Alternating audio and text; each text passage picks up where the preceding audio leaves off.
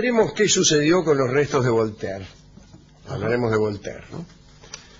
Hemos consultado algunos libros, entre ellos Trayectos póstumos del doctor Omar Lómez Mato, que ahora me ha enviado hace poco su último libro, que es parecido en su objeto de interés, que es la muerte.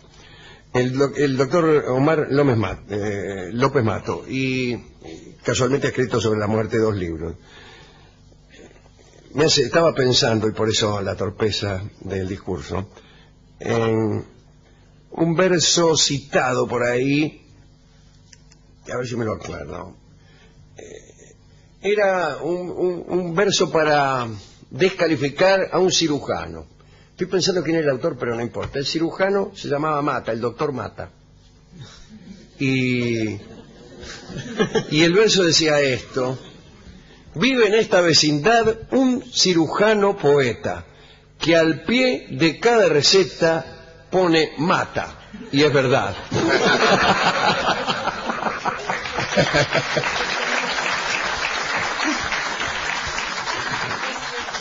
Bueno, en abril de 1791, en plena Revolución Francesa, la Asamblea Constituyente decidió enterrar a los hombres que habían sido partícipes de algún modo de la caída de la monarquía en un lugar solemne.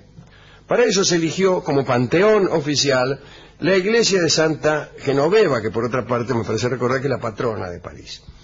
El primer santo laico fue Mirabeau. Uy, qué lindo Mirabeau. Hemos hablado de Mirabeau y su enfermedad. Después dígame, pregúnteme qué enfermedad tenía Mirabeau. Bastó solo un año para que Mirabeau fuera expulsado de aquel paraíso, cayó en desgracia, y sus restos fueron a parar al cementerio de Clamart. Lo mismo le pasó a Marat. A un año de su muerte fue expulsado del panteón que había ayudado a crear, pobre Marat. El vaivén de los políticos también movilizaba a los muertos. Pasados estos inconvenientes iniciales, disculpe, he leído mal, me voy a retirar.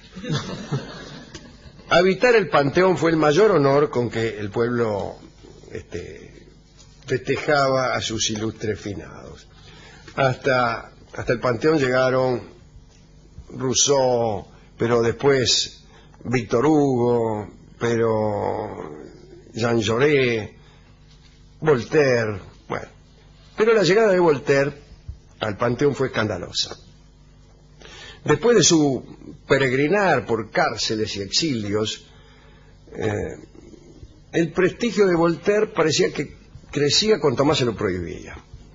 Su influencia aumentaba cuanto más se lo perseguía. A los 66 años, Voltaire decidió asentarse en el sentido de vivir allí, ¿no? En Ferney, un pueblo que queda a pocos kilómetros de la frontera suiza. De este modo, si acaso sucedía que los nuevos escritos irritaban a las autoridades, se las podía tomar inmediatamente, podía abandonar el país en menos que un gallo canta. Pero a esa edad Voltaire ya no estaba para acrobacias políticas y dicen que allí se dedicó a envejecer. Voy a envejecer un rato.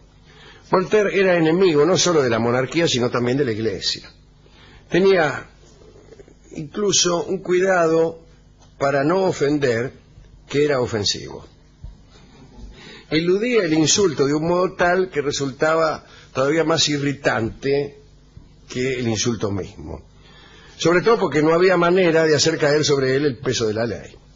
El caso es que en 1788, a los 84 años, viajó a París nuevamente y se enfermó. Murió el 30 de mayo de ese mismo año de 1788. Murió en la casa de un amigo, el marqués de La Villette, que de pronto se encontró con un problema. Aunque Voltaire había ofendido mucho a las autoridades eclesiásticas, había pedido que se le diera sepultura cristiana. Poco antes de morir había dicho que no eran tiempos para hacerse enemigos.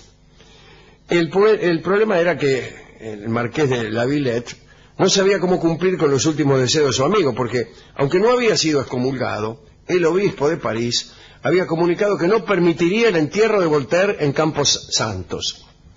Entonces el marqués y algunos familiares trataron de cambiar la disposición del obispo, pero todo fue en vano. El tipo decía, no señor. Entonces los sobrinos de Voltaire y algunos familiares sin decir que Voltaire había muerto, decidieron regresar con el cuerpo a Ferney, allí donde el filósofo ya tenía todo preparado. Y se dispusieron a enterrarlos allí en Ferney antes de que la iglesia lo prohibiera, adelantarse a la prohibición. Lo subieron a un carruaje, lo sentaron como si estuviera vivo. Incluso los admiradores que solían agolparse frente a su casa pensaron que Voltaire regresaba a su hogar, ¿no? Lo vieron ahí. Pero en realidad Voltaire no partía entero, porque alguien expresó su deseo, el marqués mismo de la Villette, creo, de atesorar el cerebro del gran pensador. No hubo oposición por parte de los sobrinos de Voltaire. No era un boticario amigo que pidió el cerebro, no me acuerdo.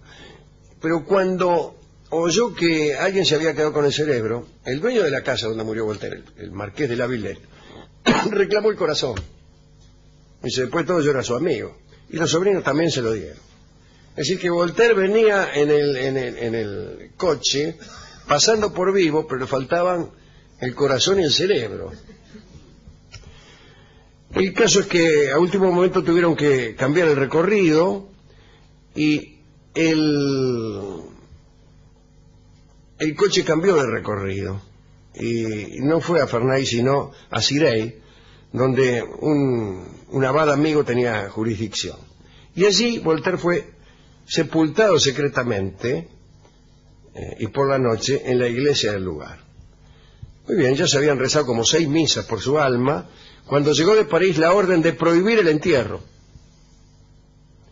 Un sobrino le mintió al funcionario y le dijo que ya era demasiado tarde porque ya lo habían enterrado y lo habían enterrado bajo cal viva. Así que...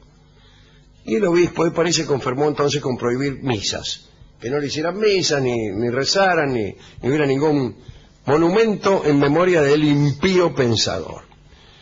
Llegó la revolución y resurgió la obra de Voltaire. Sus libros y escritos dejaron de estar prohibidos. Lo curioso es que en la pequeña iglesia donde había sido enterrado ya no sucedía más nada porque había sido destruida. ¿Pero por qué? Por el furor revolucionario. Durante la revolución se destruyeron muchas iglesias, una de ellas aquella donde había sido enterrado Voltaire. Entonces apareció el viejo amigo, el marqués de la Villette, ahora ciudadano Villette, y en un artículo de la crónica pidió el traslado de los restos de Voltaire para que recibiesen un trato digno como padre de la revolución. Y se pensó en trasladarlo al Panteón, a Voltaire.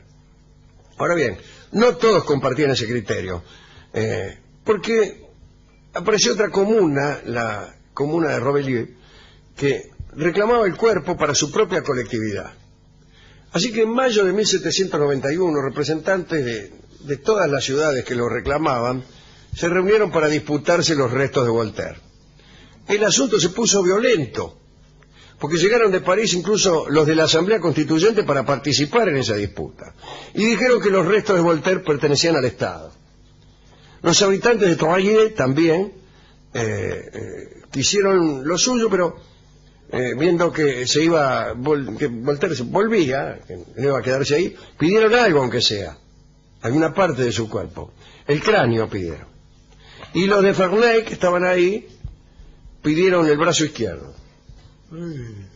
Los funcionarios de París se negaron, pero hubo algún desorden, empujones, y en el entrevero alguien se afanó el tarso de Voltaire. Finalmente el esqueleto fue declarado bien nacional y fue armado para su transportación a París el 11 de julio de 1791. Pero la rapiña continuó. Los habitantes de Troyes se robaron el pie izquierdo y 2 dientes. Uno de estos dientes fue a parar a un cronista que había por ahí para que callase el robo que estaba presenciando. El cronista usó el diente de Voltaire como amuleto y cuando falleció se lo dejó un sobrino que oportunamente era dentista. Ahora bien, se desconoce el destino final de esta pieza. Por fin comenzó el traslado a París. La noche previa a su viaje, el cuerpo de Voltaire descansó en lo que quedaba de la Bastilla, donde él mismo alguna vez había estado prisionero. Ya en el Panteón lo pusieron cerca de Descartes y de Rousseau. Sobre su cerebro poco se puede decir. El boticario, aquel que lo había reclamado, se lo dejó a su hijo cuando murió. El hijo trató de donarlo al gobierno, pero no le daban bolilla. Finalmente fue heredado por un empleado del boticario, un tal Lavoise.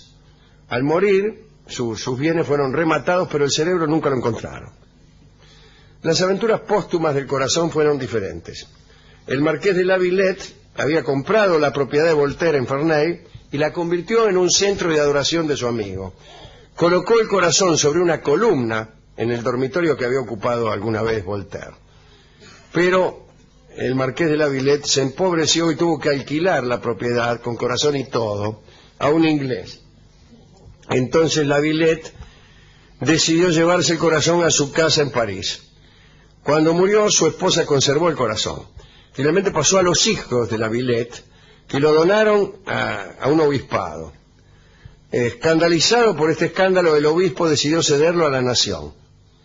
En 1864 gobernaba Napoleón III y decidió que lo más apropiado era devolver ese corazón al pecho de Voltaire, que estaría en el Panteón. Claro.